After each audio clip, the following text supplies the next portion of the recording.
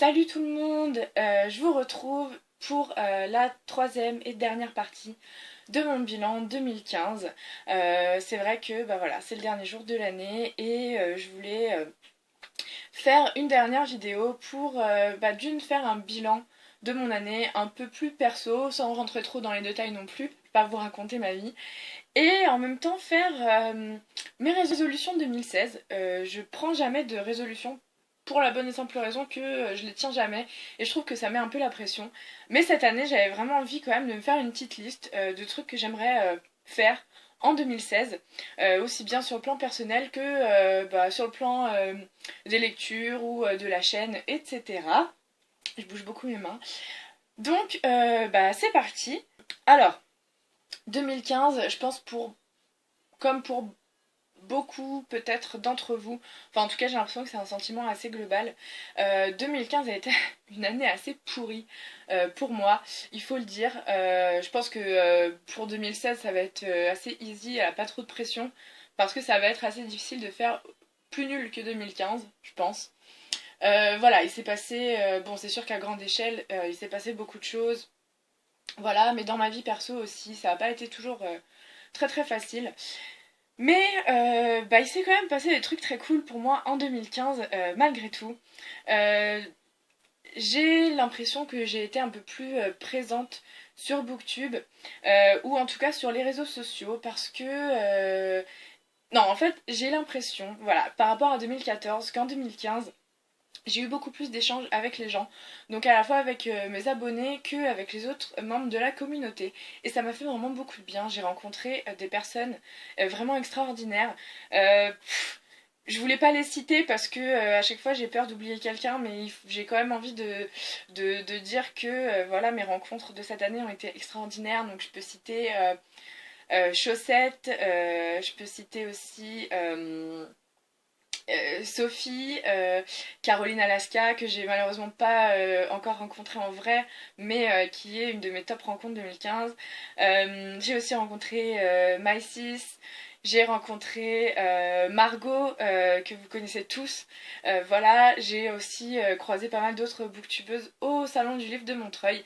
Et ça aussi, c'était un truc très cool de mon année 2015 parce que, je n'avais jamais fait le salon du livre de Montreuil pour la bonne et simple raison que j'étais jamais en France à cette période. Et voilà, j'ai découvert un monde assez chouette de voir. Bon, déjà, on croise beaucoup de têtes connues parce qu'il y a beaucoup de blogueurs et de booktubeurs qui y vont. Et j'ai aussi rencontré des auteurs très très cool. Et ça aussi, c'était un point assez chouette de mon année 2015, c'est que j'ai pu rencontrer quand même pas mal d'auteurs que j'aime beaucoup. Je pense que mon highlight... Attendez, je suis pas sûre que ce soit en 2015 en fait, je suis en train peut-être de raconter des bêtises. Non, c'était en 2014. Bah là, je commence à raconter des bêtises. Mais je me souviens avoir rencontré Neil Gaiman, qui est un auteur que j'adore, enfin un de mes auteurs préférés. Mais en fait, je pense que c'était en 2014. Je suis en train de tout mélanger. Bref, effacez ça de votre mémoire. Mais en 2015, j'ai quand même rencontré Tatiana de Ronac, qui est une femme que j'admire vraiment beaucoup.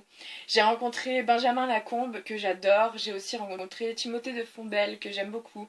Et Cindy Van Wilder que j'adore, avec qui je parle beaucoup sur Twitter. Et, euh, et voilà, toutes ces rencontres m'ont beaucoup beaucoup enrichi. Donc je suis très très très contente de ce côté-là. Et ma résolution pour 2016 par rapport à ça, c'est d'être un peu plus présente aussi sur la chaîne. C'est vrai que ces derniers temps, j'ai pas été super régulière. J'ai eu aussi plein d'idées que finalement j'ai pas mis en place parce que j'avais pas le temps ou j'avais la flemme, ce qui m'arrive aussi très très très souvent. Donc voilà, j'ai envie pour 2016 d'être un peu plus organisée par rapport à la chaîne, de vous proposer vraiment des rendez-vous réguliers, de ne pas les abandonner au milieu comme la moitié de ceux que j'ai mis en place. Voilà, faire des vidéos un peu plus, je sais pas, j'allais pas dire un peu plus intéressantes, mais un peu plus originales. Je sais pas trop comment je vais organiser ça, mais j'ai vraiment envie d'organiser mieux ma chaîne pour 2016. Donc on verra si ça fonctionne. Et bien sûr, j'ai envie de continuer à échanger avec vous et à vous répondre plus vite. Enfin voilà, je vais être plus présente en gros en 2016, j'espère. Sur le plan un peu plus personnel, alors il faut que je vous dise qu'une de mes autres passions, c'est les voyages. Et j'ai été très chanceuse sur ce plan en 2015 parce que en 2015, je suis allée dans 6 pays différents, dont 3 nouveaux et non 4 nouveaux pays que j'avais jamais fait. Et enfin voilà, j'ai quand même pas mal voyagé et j'ai surtout fait mon premier gros voyage toute seule avec mon sac à dos. J'ai dormi chez des gens que je connaissais pas, sur des canapés, voilà un peu à l'aventure. Je me suis tapé des heures et des heures et des heures de bus. Euh, et vraiment c'était une expérience super enrichissante. J'étais jamais partie toute seule en voyage. Euh, et vraiment j'ai adoré ça et je pense que je vais faire ça vraiment beaucoup plus souvent parce que c'est vraiment une expérience super. Euh, voilà, j'ai beaucoup apprécié et bah du coup en 2016 ma résolution ce serait de bah, continuer à voyager. Surtout que maintenant que je suis rentrée en France, je peux assez, enfin l'avantage qu'on a de vivre en Europe, c'est on peut partir 3 4 jours visiter les capitales d'à côté et c'est quand même vachement bien et vachement dépaysant. Il y a un mois et demi, je suis allée 4 jours à Rome pour vraiment rien, enfin pas cher et c'était vraiment génial. Et j'aimerais continuer à faire ça en 2016. J'aimerais aussi partir un peu plus loin, donc ça demande un peu plus d'argent, donc c'est un peu compliqué. Mais j'ai déjà plus ou moins prévu d'aller faire les canyons américains avec mes amis l'été prochain. Donc j'espère vraiment que ça va se concrétiser parce que c'est un de mes gros rêves aussi. Et ce serait très cool que je puisse le faire en 2015. Et enfin, dans mes résolutions 2016, je voulais vous parler des livres de ma palle que j'ai envie de lire le plus en 2016. En parlant de palle, d'ailleurs, une de mes grosses résolutions serait de la faire descendre considérablement. J'aimerais bien la faire descendre, j'allais dire de moitié, mais c'est pas réaliste parce que j'ai à peu près 250 livres dans ma palle. Je sais, c'est assez horrible, mais voilà, je peux pas m'empêcher d'acheter. D'ailleurs, je suis en no-buy depuis octobre, je sais plus. Euh, donc voilà, j'y arrive plutôt bien. Bon là c'est Noël, ça va bientôt être mon anniversaire, donc ma palle va se remplir. Mais voilà, je vais essayer d'acheter le moins de livres possible en 2016 parce que j'ai vraiment beaucoup trop de livres qui attendent d'être lus dans ma bibliothèque. Ça a aucun sens, il y en a beaucoup trop. Donc voilà, ça c'est aussi une de mes grosses résolutions pour l'année prochaine. Et donc les livres que j'ai envie de lire le plus, enfin qui me font le plus envie, dans ma page, je vais vous en parler super vite parce que j'ai pas envie de faire une vidéo trop longue. Le premier, c'est Incendie de Wajdi Mouawad, qui est une pièce de théâtre qui vous parle sûrement pas du tout, mais en fait, Incendie a été adapté au cinéma par Denis Villeneuve, qui est un réalisateur québécois que j'adore vraiment énormément. C'est un de mes réalisateurs préférés aussi. Et ce film est juste incroyable. Il prend aux tripes. Enfin, il est vraiment dingue. Regardez-le si vous avez l'occasion. Et donc du coup, la pièce de théâtre qui est à l'origine de ce film, je l'ai depuis un moment dans ma palle. Je sais même pas comment il est arrivé ce livre dans ma palle. J'ai aucun souvenir de l'avoir acheté, bref. Et j'ai toujours pas lu et je trouve que j'abuse un peu parce que c'est un tout petit livre, hein, c'est du théâtre donc ça va aller très vite. Et j'aimerais vraiment beaucoup le lire en 2016. J'aimerais aussi beaucoup lire Les Métamorphoses d'Ovide parce que voilà, c'est un livre qui traîne dans ma palle depuis des années, que je voulais depuis des années, que j'ai fini par acheter et que j'ai toujours pas lu parce que bah mine de rien il me fait un peu peur quand même. C'est assez gros et voilà, c'est que des mythes assez vieux et du coup c'est écrit un peu tout petit. Donc voilà, il me faisait un peu peur mais j'ai vraiment envie de le lire, donc je me dis 2016. Voilà, 2016 je lis Les Métamorphoses. J'ai aussi envie beaucoup de lire Lettres à Zelda de Scott Fitzgerald. C'est un livre que ma mère m'a offert l'année dernière pour mon anniversaire, donc ça fait un an presque qu'il est dans ma palle. Et voilà, c'est vraiment un très beau livre, j'aime beaucoup cette collection.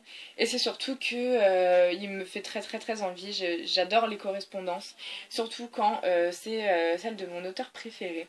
Donc j'ai vraiment très envie de lire celui-là aussi en 2016. Et un autre livre, j'aimerais bien lire le premier tome pardon, des Outrepasseurs de Cindy Van Wilder dont j'ai parlé tout à l'heure. Parce que quand même, je me suis dit, j'abuse un peu, on n'arrête pas de se parler, elle est super sympa. Et j'ai toujours pas lu ses livres. il y a un problème, surtout que j'arrête pas d'entendre parler, on m'en dit beaucoup de bien, ils sont vraiment magnifiques, enfin vous voyez pas trop mais ça brille, donc je le trouve vraiment très beau. Et donc du coup au salon du livre de Montreuil, j'ai acheté le premier tome et je l'ai fait dédicacer parce que bon quand même, il faut arrêter d'abuser, hein. Et d'ailleurs je pense que c'est vraiment c'est un des livres qui me fait le plus envie dans ma palle, donc je pense que ça va être le premier livre que je vais lire en 2016, sauf si je change d'avis mais ça m'étonnerait. J'ai aussi très envie de lire The Women's Room de Marilyn French, dont je vous ai pas du tout encore parlé parce qu'en fait c'est un livre que je viens d'avoir à Noël, donc je vous en reparlerai si jamais je fais un book haul Noël slash anniversaire, j'y pense peut-être. Je vous en parlerai dedans, bah, sinon je vous en parlerai quand je l'aurai lu. Mais voilà, c'est un des livres un peu piliers de la littérature féministe, c'est un livre des années 70 et ça parle de femmes. Haha, comme son nom l'indique.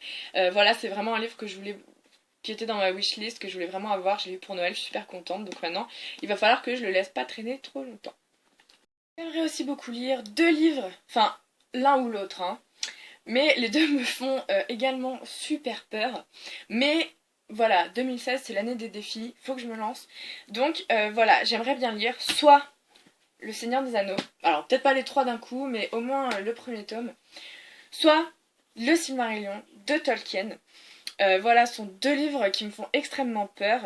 Le Seigneur des Anneaux, bon alors je suis pas la plus grande fan de l'univers du Seigneur des Anneaux, pardon, j'ai pas super accroché au film, pardon. Mais bon voilà, je me dis il faut bien que je le lise un jour quand même, je l'ai acheté pour me motiver à le lire. Finalement, ça n'a pas très bien fonctionné, en même temps j'ai acheté l'intégrale, c'était peut-être pas le meilleur moyen de me motiver parce que c'est assez énorme. Mais voilà, j'aimerais bien quand même lire au moins le premier tome l'année prochaine, ce serait vraiment pas mal. Ou sinon, le Silmarillion que j'ai acheté parce que l'édition était très belle. Mais bon, je l'ai acheté en VO, donc faut avoir la foi quand même.